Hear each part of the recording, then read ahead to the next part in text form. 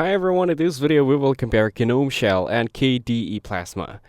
GNOME Shell has a minimal, opinionated UI with a focus on simplicity and productivity. It is less customizable by default but offers gestures and clean panels. KDE Plasma, on the other hand, is slightly customizable and feature-rich.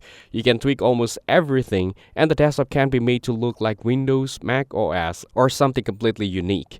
In terms of performance, GNOME Shell uses more RAM and CPU, around 700 MB or more when idle. It has heavier animations and effects by default. On modern hardware, it runs fine, but on low-end devices it can lag. KDE Plasma is surprisingly lightweight, using only about 300 to 400 MB idle. It runs fast and snappy even on older or lower-powered devices and tends to use WLAN better than GNOME in many distributions.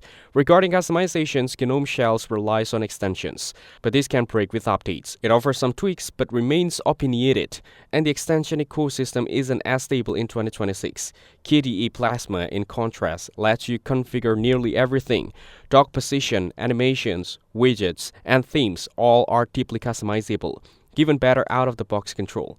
When it comes to appearance, GNOME Shell is clean, modern, and minimal, focusing on content over Chrome.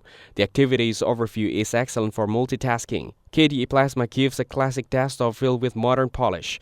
It can mimic other operating system styles and provides many desktop widgets and effects. For workflow, GNOME Shell has a keyboard-centric flow using the dash and search. The activities overview allows fast switching and makes multitasking easy once you learn it.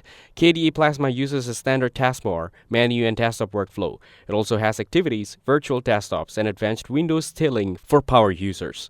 Finally, GNOME Shell can be extended with third-party extensions that add power but often break with updates. Many core features hide options behind extensions. KDE Plasma has built-in tools like widgets and settings that outperform that need for add-ons, and it is stable and maintained by the KDE community. Thanks for watching, like the video and subscribe to the channel for more content like this.